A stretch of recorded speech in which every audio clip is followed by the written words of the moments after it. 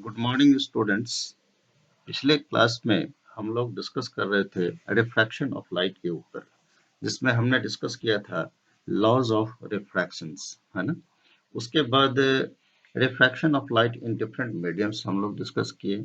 फिर उसके बाद रिफ्रैक्टिव इंडेक्स क्या होता है वो भी हमने बताया था। और आज के इस लेसन में हम लोग देखेंगे कि refraction of light through spherical lenses, जिसमें हम लोग कॉन्वेक्स लेंस और कॉनकेव लेंस के बारे में भी डिटेल्स में पढ़ेंगे। ओके, तो सबसे पहले हम लोग देखेंगे कि स्फेरिकल लेंस क्या है। ए transparent medium bound by two surfaces of which one और बोथ सरफेसेस आर कर्व्ड, है ना। यानी एक ट्रांसपेरेंट मीडियम जिसमें कि दो सरफेस होंगे और जिसमें एक सरफेस प्लेन हो सकते हैं, दूसरा कर्व हो सकते हैं, या फिर दोनों कर्व हो सकते हैं। इसमें दो तरह का लेंस हमारे पास में हो सकता है, एक कॉन्वेक्स लेंस और दूसरा कॉनकेव लेंस। ओके, तो यहाँ हमने फिगर में दिखाया है plano convex, bio convex, plano convex और बायो कॉनकेव। ओके, तो यहाँ दोनों में डिफरेंस क्या है। कॉन्वेक्स लेंस का मतलब है थिन फ्रॉम कॉर्नर्स, उसके जो कॉर्नर्स होंगे वो काफी थिन होंगे, लेकिन कॉनकेव लेंस में क्या होंगे, कॉर्नर्स थिक होंगे, जैसा कि फिगर में भी देख सकते हो, है ना।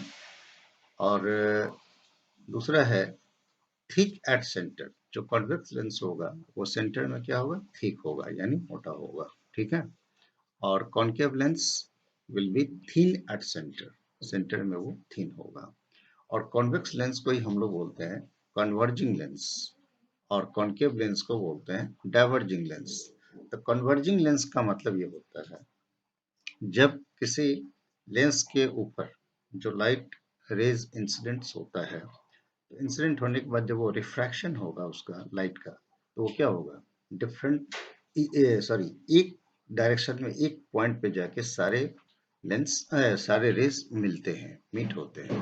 लेकिन कॉनकेव लेंस में ऐसा नहीं होता है। जो इंसिडेंट रेज जब कॉनकेव लेंस के सरफेस पे फॉल होता है, तो रिफ्रैक्शन के बाद वो डिफरेंट कभी मिलते नहीं है, वो डिफरेंट डायरेक्शंस में वो क्या होते हैं, वो स्प्रेड हो जाता है। Okay, now we shall come to see how the formation of images by the convex lens। उसके लिए कुछ रूल्स होते हैं। रूल्स को हम लोग देखेंगे। फर्स्ट रूल में कि जो इंसिडेंट रे है वो क्या है, प्रिंसिपल एक्सिस के पैरेलल लेंस के ऊपर में फॉल होता है। फॉल होने के बाद जो रिफ्रैक्टेड रे होगा वो अदर साइड यानी दूसरे साइड में वो क्या होता है, फोकस से वो पास करता है। So a ray of light parallel to principal axis of a convex lens always pass through the focus of the other side of the lens। Okay, यहाँ जो इंसिडेंट रे है वो लेफ्ट साइड से दिखाया गया है तुम्हारा, वहां पे F1 क्या चीज है, वो है फोकस, है ना। और 2F1 का मतलब हो गया that is centre of curvature. Right side में दूसरे सरफेस के लिए वहां पे फोकस क्या है, F2, और 2F2 उसका सेंटर ऑफ कर्वेचर है। Okay, second in second figure we see the incident ray coming through focus F1, okay, and fall at the surface of the convex lens, and after diffraction it will go parallel to the principal axis on the other side। Okay, so a ray of light passing through the principal focus will emerge parallel to principal axis after refraction। Figure में ध्यान से देख सकते हो, है ना। और third rules है a ray of light passing through the optical center will emerge without any deviation, है ना। कोई भी रे अगर वो ऑप्टिकल सेंटर को हम पोल भी कह सकते हैं, जिसको हमने से ओ पॉइंट से इंडिकेट किया है। वहां अगर कोई इंसिडेंट रे अगर ऑप्टिकल सेंटर पे फॉल होता है तो वो क्या होगा, सीधा स्ट्रेट अदर डायरेक्शन में चला जाएगा, ठीक है, इमर्ज होगा।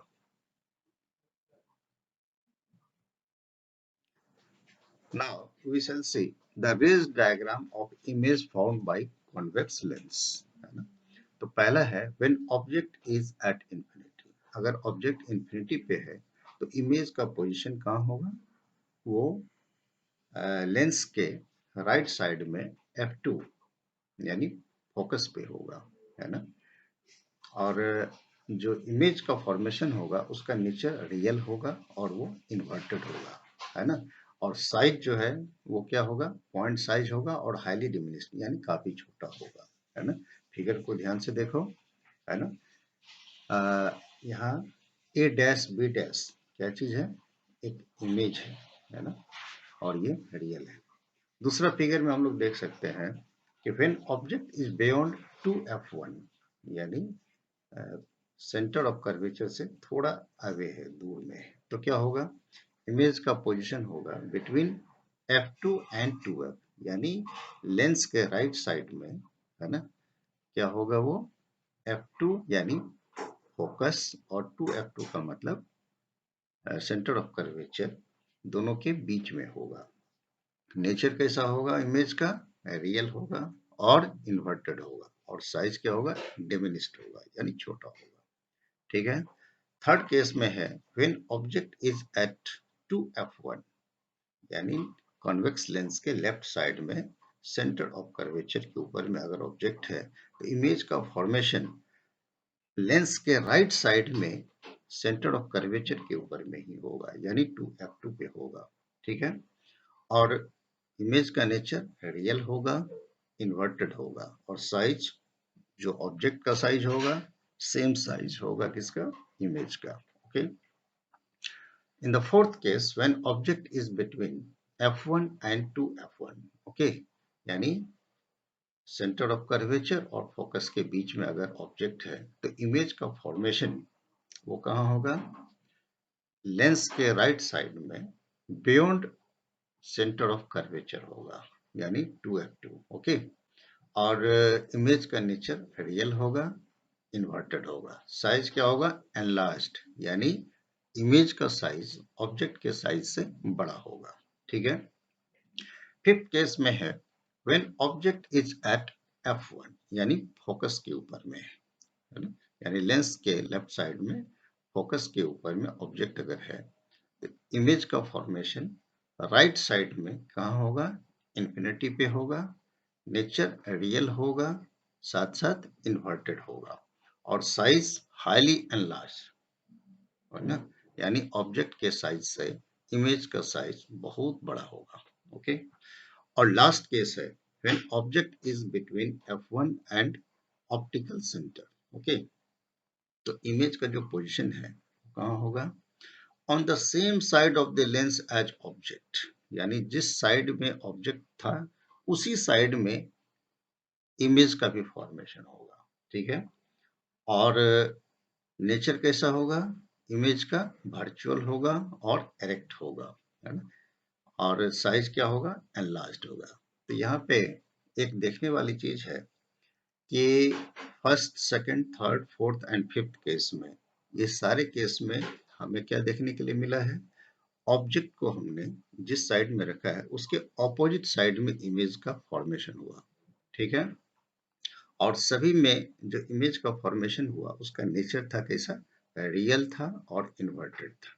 लेकिन लास्ट केस में जब हम लोग ऑब्जेक्ट को कहाँ रखे थे, लेंस के लेफ्ट साइड में फोकस और ऑप्टिकल सेंटर के बीच में, तब इस केस में हम लोग देखते थे कि इमेज का जो फॉर्मेशन था वो जिस साइड में ऑब्जेक्ट रखा है उसी साइड में हुआ है, ठीक है ना, यानी सेम साइड में हुआ।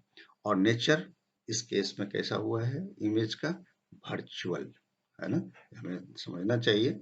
और ऑब्जेक्ट कैसा है, इमेज कैसा हुआ, एरेक्ट होगा, है ना। और साइज क्या हो गया, एनलार्ज्ड हो गया। तो ये थोड़ा सा ध्यान देने वाली बात है ना।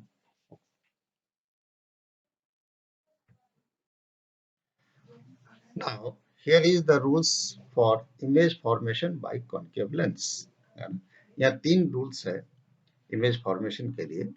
जब कोई रे किसी कॉन्केव लेंस के ऊपर इंसिडेंट होता है तो रिफ्रैक्ट होने के बाद अगर रिफ्रैक्टेड रे को अगर हम लोग बैक डायग्राम में अगर हम लोग ये शो करेंगे तो वो क्या होगा, वो फोकस से पास करेगा।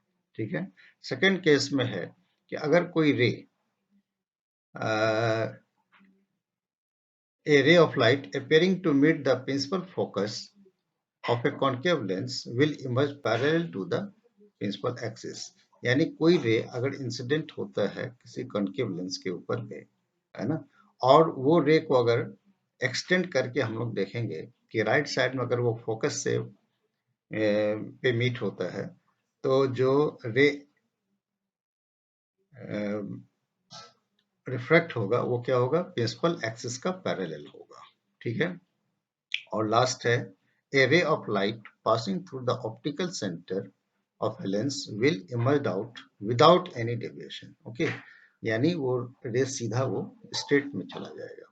ठीक है। तो ये तीन रूल्स है इमेज फॉर्मेशन के लिए by concave lens.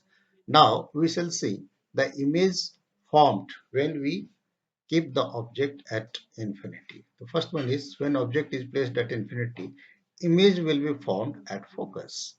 Nature of image will be virtual and erect and size will be diminished। जैसा तुम फिगर में देख सकते हो कि अगर इंफिनिटी पे कोई ऑब्जेक्ट है तो रे प्रिंसिपल एक्सिस के पैरेलल कॉन्केव लेंस के ऊपर में फॉल होता है, और जो रेज डाइवर्ज होगा, अगर उस सारे रेज को अगर हम लोग बैक रे डायग्राम अगर बनाएंगे तो हम लोग क्या देखते हैं, वो लेंस के ऑब्जेक्ट के साइड में ही वो फोकस के ऊपर में सभी मीट होता है। इसका मतलब है कि यहाँ पे इमेज का फॉर्मेशन होगा और ये इमेज वर्चुअल होगा। ठीक है।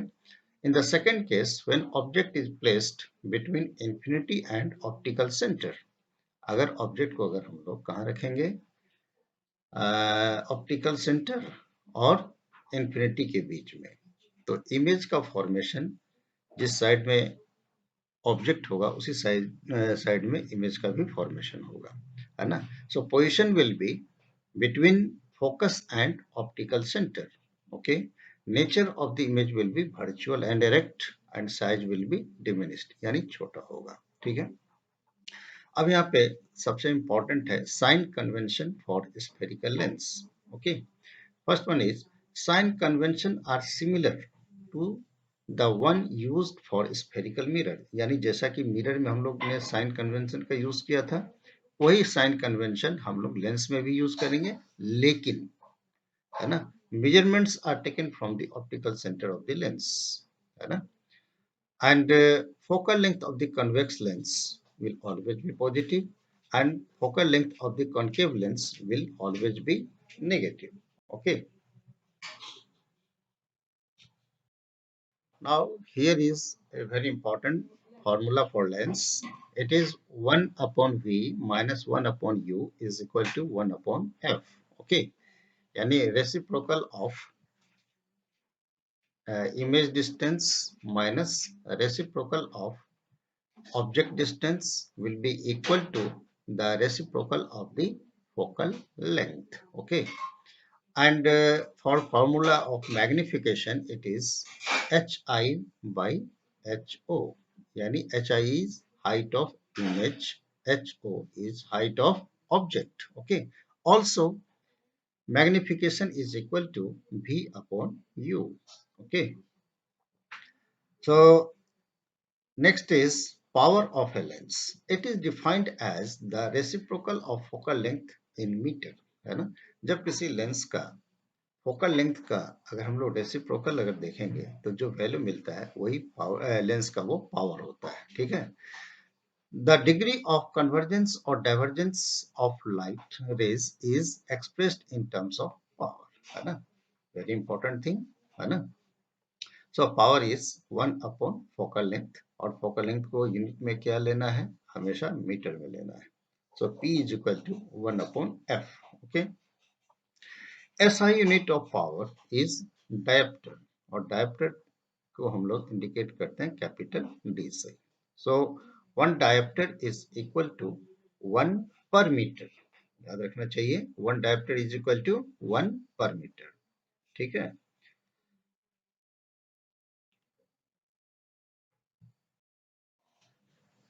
सो डियर स्टूडेंट्स, हम लोगों को यहाँ पे एक इम्पॉर्टेंट चीज याद रखने की जरूरत है। Power of convex lens always be positive. Okay, हमें किसी भी लेंस का अगर जो पावर पॉजिटिव है, इसका मतलब है कि लेंस कैसा है, कॉन्वेक्स लेंस है। ठीक है। और power of concave lens will always be negative. Okay, and power is proportional to 1 upon focal length और थिकनेस, है ना।